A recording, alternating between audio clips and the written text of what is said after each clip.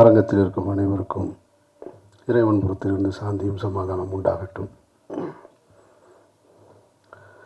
ஒரு வழக்கமான சினிமா விழாவாக இருந்திருந்தால் நானும் பழனியப்பனும் அருகருகே உட்கார்ந்திருக்கும் போது மேடையில் பேசிக்கொண்டிருந்தவர்களையும் அல்லது அடுத்து பேச போகிற விஷயங்களையும் குறித்து நிறைய சிலாகிச்சு கிண்டலாகவும் காமெடியாகவும் தான் இருந்திருப்போம். ஆனால் இந்த நிகழ்ச்சி அப்படி இருக்கக்கூடாதுன்னு தான் ரொம்ப கவனமாக ரெண்டு பேரும் ஒருத்தர் பார்த்துக்கவே இல்லை.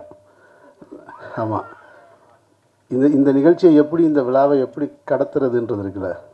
விக்ரம் சுகுமாரன் என்ற படைப்பாளியுடைய அந்த படத்துக்கு கிடைத்த வெற்றியை பற்றி பேசுவதா, அல்லது அப்படி ஒரு படைப்பை கொடுத்த அந்த படைப்பாளி நம்மோடு இல்லைன்ற வருத்தத்தை தெரிவிச்சுக்கிறதான்றது, அதே மீறி ஒரு 2 தடவை பேசிட்டோம். அது எங்களால் கட்டுப்படுத்த முடியலை. ஆனால் இந்த அரங்கம் அமைதியாக இருந்து கொண்டு இருக்கும் பொழுது விக்ரம் சுகுமார் அவர்களை இழந்து வாடக்கூடிய அந்த தாயாரும் சிரித்து மகிழக்கூடிய ஒரு பேச்சை கருப்பழனியப்பன் கொடுத்துட்டு போயிட்டார். அந்த நிகழ்ச்சியுடைய மூடையே மாற்றியிருக்காரு. வாழ்த்துக்கள், நன்றி கரு. மேடையில் என்னை அழைக்கும்போது நண்பரை பற்றி பேசுவதற்கு அப்படின்னு சொன்னாங்க. உண்மையில் விக்ரம் சுகுமார் எனக்கு நண்பர் கிடையாது, அவரை அதிகம் அறிமுகமும் கிடையாது. அபிராமி தேட்டரில் தான், சென்னை அபிராமி தேட்டரில் தான் அவருடைய படம் பார்த்தேன். அவர் படம் பார்க்கும்போது படம் துவங்கினதுக்கு பின்னாடி போய் உட்காந்து நான் படம் பார்த்தேன். அந்த திரையரங்கில் அன்றைக்கி படம் பார்த்துட்டு இருந்ததில் பெரும்பான்மையான ஆடியன்ஸ் ஏதோ கல்யாணத்துக்கு வந்த ஆடியன்ஸ்ன்னு நினைக்கிறேன், எல்லாம் மதுரைக்காரங்க.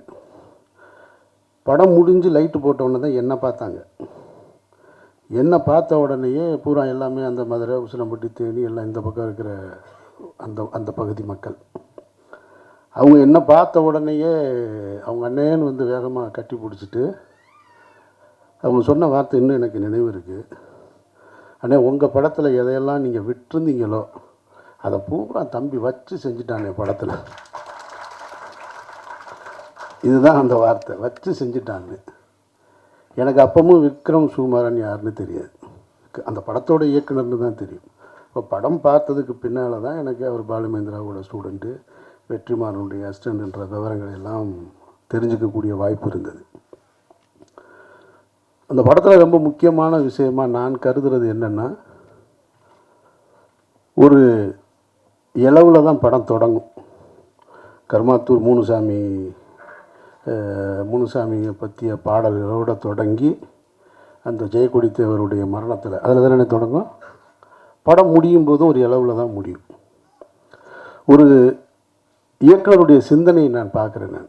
இப்போ நான் கூட திருவிழாவில் தொடங்கி இளவில் முடிச்சிருப்பேன். பருத்தி வீரனில் ஒருபடி மேலே போகிறார் விக்ரம் சுகுமாரன். இளவில் தான் தொடங்குறாரு, இளவில் தான் முடிக்கிறாரு படத்தை. அப்போது ஒரு இயக்குனர் எப்படா இப்படி சிந்திக்க முடியுது அப்படின்னா, உண்மையிலேயே அந்த மண்ணோடு வாழ்ந்த, அந்த மக்களை நேசித்த ஒரு உண்மையான படைப்பாளியால் தான் இப்படிலாம் சிந்திக்க முடியும். அப்படி ஒரு படைப்பாளியாக விக்ரம் சுகுமாரன் வாழ்ந்திருக்காருன்றது தான் இந்த படத்தின் மூலமாக நம்ம தெரிஞ்சுக்கிறது. அதுக்கப்புறமா விக்ரம் சுகுமாரனை நான் பார்த்ததுக்கான சூழல் கருவுக்கு நினைவு இருக்குமான்னு தெரில.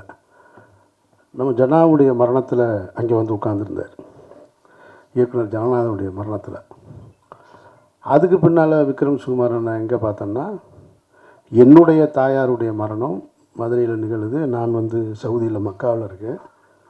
நான் ஒரு நாள் தாமதமாக தான் வந்தேன். நான் அங்கேருந்து சேரும்பொழுது அந்த இடத்துல என்னுடைய தாயார் மரணத்தில் நடிகர் அருள்தாஸோட என் கூட பின்னாடி உட்காந்துருந்தார். அப்போ அருள்தாஸ் தான் கூப்பிட்டு விக்ரம் உட்காந்துருக்காப்புலன்னு.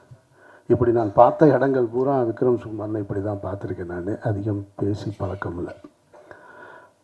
அப்படி இருக்கும்போது இந்த நிகழ்ச்சிக்கு கூப்பிட்ட உடனேயே வரணும்னு தோணுனது காரணம் ஒரு படைப்பாளி அவருடைய சாதனைகளை, அடுத்தடுத்த சாதனைகளை தொடர்வதற்கு முன்னாலே இந்த மண்ணை விட்டு மறைஞ்சிட்டார். ஆனாலும் அவருடைய நண்பர்கள், கார்த்திக் நினைக்கிறேன், அவர் தான் என்னை சந்தித்தது. அவருடைய படைப்பை ஒரு புத்தகமாக போடுறது அப்படின்ட்டு இருக்கு இல்லையா, இந்த முயற்சி, அந்த முயற்சிக்கு நம்ம நம்ம ஒரு ஒரு ஒரு ஒரு ஒரு சின்ன பங்களிப்பு போய் செய்வோமே அப்படின்னு தான். அதான் ஊர்லேருந்து இந்த நிகழ்ச்சிக்காக தான் மதுரையிலேருந்து வந்தேன். நான் ரம்ஜான் நேரம் இங்கே இருக்கேன். நான் அதில் இங்கே வந்து பேசியவர்கள் எல்லோரையும் பார்க்கும் பொழுது இங்கே இருக்கக்கூடிய மேடையில் இருக்கக்கூடிய அத்தனை பேரும் எனக்கு வந்து இவர்களோடு உதயகுமார் எனக்கு பல வருஷமாக தெரியும். ஆனால் உதயகுமாரோட நேரடியாக வேலை செய்யலை. கலையரசனை எனக்கு தெரியும். ஆனால் கலையரசனோட 2 முறை படம் நடிக்க வாய்ப்பு வந்து நடிக்கலை. கதிரையும் தெரியும், வாய்ப்பு இல்லை. அண்ணன் வேலராமமூர்த்தி அவரையும் எனக்கு ரொம்ப, இவங்க எல்லாமே மனதுக்கு நெருக்கமானவங்களாக இருக்காங்க. இதில் ஒரே ஒருத்தவங்க தப்பிச்சிட்டாங்க, விஜயம்மா மட்டும். அவங்களும் எனக்கு ரொம்ப நாள் தூரமாக தான் இருந்தாங்க. அந்த செவனம்மாவும் அவங்களோட ஒரு படம் நடிச்சிருக்கேன் நான். அதனால் அவங்க ரொம்ப எனக்கு நெருக்கமாயிட்டாங்க. மற்றபடி இந்த படத்தை பற்றி சொல்லும்போது இந்த படத்துக்கு தேசிய விருது கிடைக்கல அப்படின்னு சொன்னாங்க. உண்மைதான். விருதுகள் இங்கே கொடுக்கப்படுவதில்லை, விற்கப்படுகிறதுன்னு பல முறை நான் சொல்லிக்கிட்டே இருக்கேன். நான் நியாயமாக கொடுத்துருக்கணும், இயக்குனருக்கு கொடுத்துருக்கணும். இந்த படத்துக்கு ஒரு தேசிய விருது நடிகர்களுக்குன்னு கொடுத்து 4 பேர்த்துக்கு பிரித்து கொடுத்துருக்கணும். அண்ணன் வேலராமூர்த்தி கொடுத்துருக்கணும், செவனம்மா கொடுத்துருக்கணும், கலையரசனை கொடுத்துருக்கணும், கதிர். யாருமே எங்கேயுமே சோட போகாதது.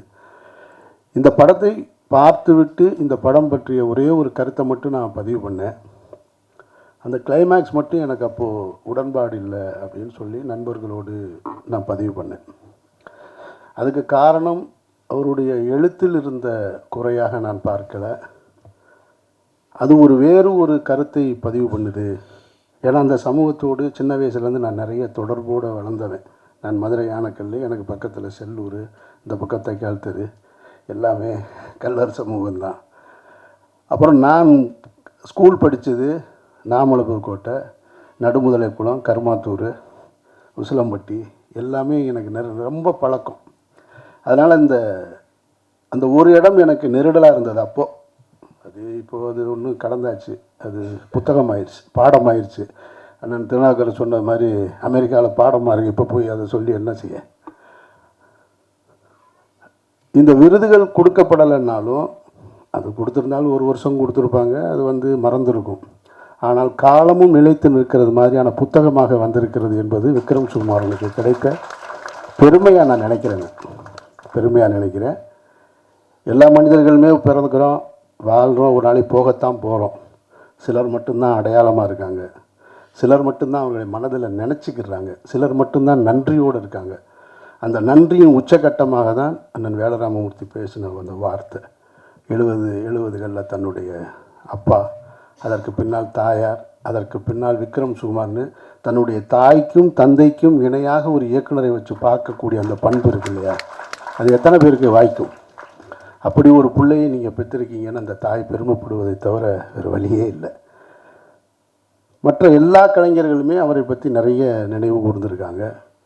அதனால் நாமும் விக்ரம் சுகுமாரனுடைய நினைவு கூறுவது தான் செய்ய முடியுமே தவிர இதில் வருத்தப்படுறதுக்கு ஒன்றுமே கிடையாது. நிச்சயமாக ஒரு நல்ல படைப்பை, ஒரு நல்ல படைப்பாளியை ஒரு சமூகத்துக்கு கொடுத்துருக்காங்க அப்படின்னு அவங்க தாய்க்கு இந்த இடத்துல நான் நன்றி கூற கடமைப்பட்டிருக்கேன். கூடுதலாக ஒரு தகவல் சொல்லணும்னா, அந்த நிகழ்ச்சி தொடங்குவதற்கு முன்னால் ஒரு 15 நிமிஷம் தான் இருக்கும். அண்ணன் வேலராமமூர்த்தி ரொம்ப நெருக்கமாக ஒரு கதை ஒன்று சொல்கிறேன் கேட்டுருங்க அப்படின்ட்டு அந்த 15 நிமிஷத்துக்குள்ளே ஒரு கதை சொல்லிட்டார். அதுதான் ஒரு எழுத்தாளருடைய இது. 15 நிமிஷத்துக்குள்ளே அழகாக அதை காட்சிப்படுத்தி அதை இப்படி போகும் அப்படி போகும்னு சொல்லிட்டார். அது சொல்லி நீங்கள் நடிக்கணும்னா அப்படின்னா, சரி நான் நடிக்கிறேன்னே, ஒன்றும் பிரச்சனை இல்லைன்னு. இப்போ எதுக்கு இதை சொல்கிறேன்னா, ஒருவேளை அந்த படம் நடந்துச்சுன்னா அதுக்கும் காரணம் விக்ரம் சுகுமாரன் தான். செத்தும் கொடுத்தான் சீதக்காதின்ற மாதிரி அப்படி ஒரு படம் நடந்துச்சுன்னா அது விக்ரம் சுகுமாரால் தான் நடந்தது. அப்போ விக்ரம் சுகுமாரன் என்பவர் இந்த பூமியில் ஒரு அடையாளத்தை விட்டுட்டு போயிருக்காரு, சில விஷயங்களை விதைச்சிட்டு போயிருக்காரு. செவனம்மா இருக்கிற வரைக்கும், ஐயா வேலராமமூர்த்தியின் கடைசி படம் இருக்க வரைக்கும், கலையரசன் கடைசி படம் இருக்கிற வரைக்கும், கதிர் இருக்க வரைக்கும் எல்லோருடைய உள்ளத்திலும் விக்ரம் சுகுமாரன் வாழ்ந்துக்கிட்டு இருப்பார். அவரை நாம் நினைவு கூறுவோம் சொல்லி இந்த வாய்ப்புக்கு நன்றி கூறி விடைபெறுகிறேன். நன்றி.